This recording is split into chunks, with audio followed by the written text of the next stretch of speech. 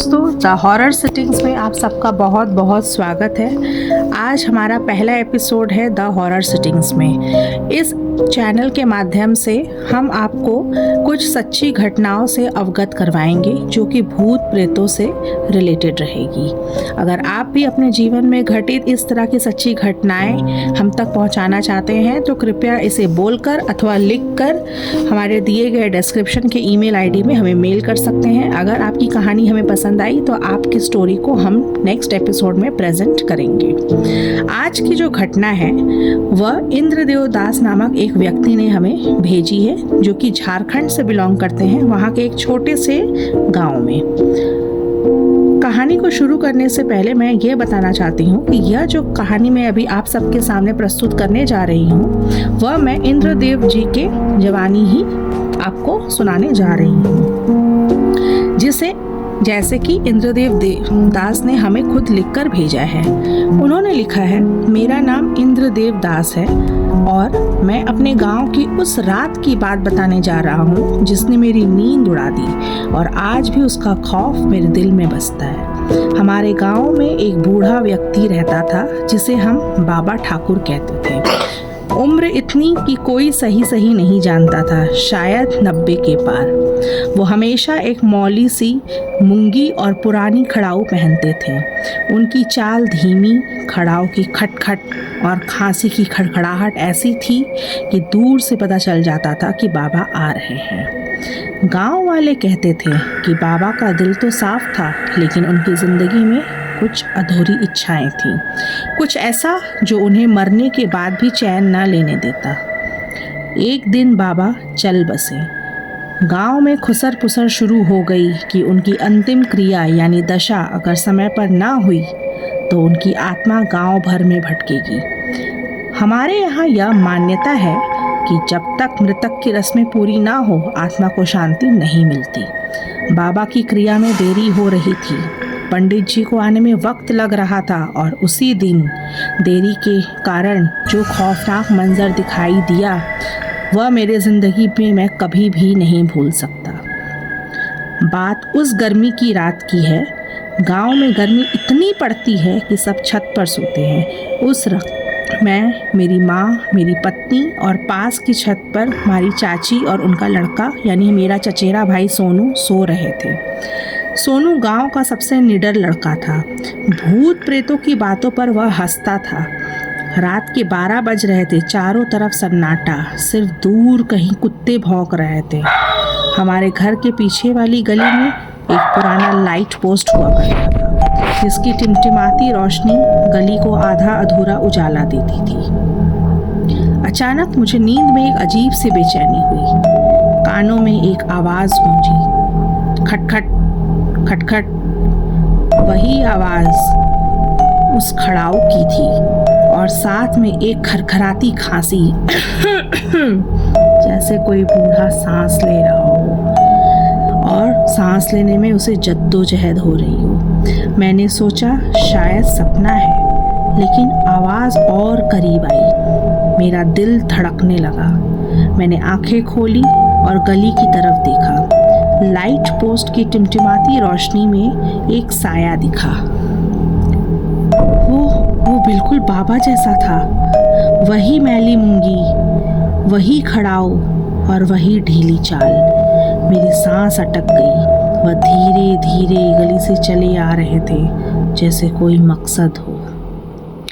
मैंने अपनी बीवी को हल्के से हिलाया, लेकिन वह गहरी नींद में होने के कारण ना उठी। माँ भी करवट बदलकर सो रही थी।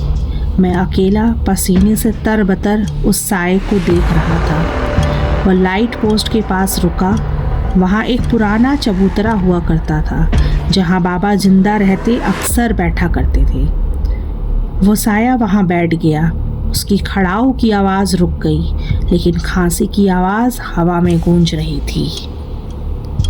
अचानक उसने सिर उठाया जैसे किसी को देख रहा हो। मेरी तरफ नहीं, लेकिन उसकी आंखें, वो आंखें खाली खाली सी थी जैसे कोई आत्मा हो। मेरी रीढ़ में सिहरन दौड़ गई। फिर वह साया उठा और गली के अंधेरे छोर की तरफ चला गया। खट खट उसकी आवाज़ धीरे धीरे गायब हो गई। मैंने राहत की सांस ली, लेकिन तभी वो आवाज़ फिर से आई, खट खट खट खट। वो वापस आ रहा था। इस बार तो फिर चबूतरे पर बैठा और अचानक गायब हो गया, जैसे हवा में घुल गया हो। मेरे हाथ पैर ठंडे पड़ रहे थे। तभी सोनू, मेरा चचेरा भाई, जो पास की छत पर सो रहा था, दबे पांव मेरे पास आया। उसका चेहरा भी पीला पड़ रहा था, लेकिन वह हंसते हुए बोला, इंद्र डर मत भाई, बाबा की आत्मा है, देख फिर से आ रहे हैं। मैंने उसकी बात मानकर हिम्मत जुटाई और गली की तरफ देखा। वो साया फिर से लाइट पोस्ट के पास था। इस बार उसने चबूतरे पर बैठने की बजाय सीधे मेरी छत की तरफ देखा। मुझे लगा एक पल को मेरी सांसें रुक जाएंगी। उसकी खाली आंखें जैसे मुझे घूर रही थी।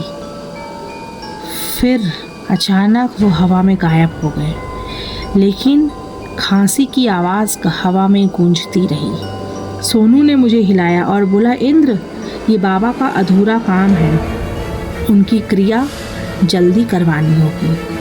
उसी रात हम दोनों जागते रहे, डर के मारे एक दूसरे का हाथ पकड़े बैठे रहे। सुबह गांव वालों ने बताया तो सब डर गए। बूढ़े बुजुर्गों ने कहा, बाबा की आत्मा को शांति चाहिए, जल्दी पंडित जी को बुलाओ। अगले दिन पंडित जी आए और बाबा की दशा की रस्म पूरी हुई। उसके बाद वो साया दोबारा नहीं दिखा, लेकिन उस रात का खौफ आज भी मेरे दिल में जिंदा है। जब भी रात को खड़ाऊ की खट खट या खांसी की आवाज़ सुनाई देती है, मुझे लगता है कहीं बाबा की आत्मा फिर से तो नहीं लौट आई। गाँव में ऐसी कई कहानियाँ हैं, लेकिन यह मेरे साथ घटित है और मैं आज भी उस साए को नहीं भूल पाया। तो फ्रेंड्स, आपने देखा राहुल जो कि मेरा पार्टनर है, हम दोनों ही आपको एक एक करके स्टोरीज़ बताएंगे। जैसे जैसे हमारा चैनल ग्रो करेगा, पॉडकास्ट में भी लोगों को बुलाएंगे। तो आज की जो कहानी थी, तो राहुल आपको कैसी लगी? मेरे पार्टनर से मैं पूछ रही हूँ, आपको कैसी लगी राहुल? पहले बात तो मुझे बहुत ही डर लग रहा था ये स्टोरी सुन के भी, क्योंकि बहुत ही ज़्यादा ही डरावना था। कि इस तरह का फीलिंग्स तो सुन के मेरे रोंगटे देख सकते हैं, आप खड़े हो चुके हैं। तो जाहिर सी बात है, जो सुन रहे होंगे मेरे, हम लोग के जो यूज़र्स होंगे, जो सब्सक्राइबर होंगे, उनको भी अच्छी लगी हो। तो हम लोग यही बस बोलना चाहेंगे कि अगर आप लोग के पास भी कोई अच्छी स्टोरी है, कोई अगर ओरिजिनल कंटेंट है, तो आप हम लोग को नीचे दिए गए मेल पे आपको अपना रिकॉर्ड करके या फिर लिख के हम भेजें। फिर हम लोग उसमें से जो भी सिलेक्ट होगा उनका आपका स्टोरी हम लोग अपने चैनल पे पॉडकास्ट प्ले करेंगे। तो आज की जो कहानी थी वह हमें झारखंड के एक छोटे से गांव में रहने वाले इंद्रदेव जी ने भेजी थी। मैं उम्मीद करती हूँ यह कहानी इंद्रदेव जी भी सुन रहे होंगे और उम्मीद करती हूँ कि उन्हें भी मेरी ज़ुबानी, उनकी कहानी पसंद आई होगी। चलिए मिलते हैं नेक्स्ट एपिसोड में। तब तक के लिए प्लीज़ सब्सक्राइब कीजिए, लाइक कीजिए for more content. Thank you.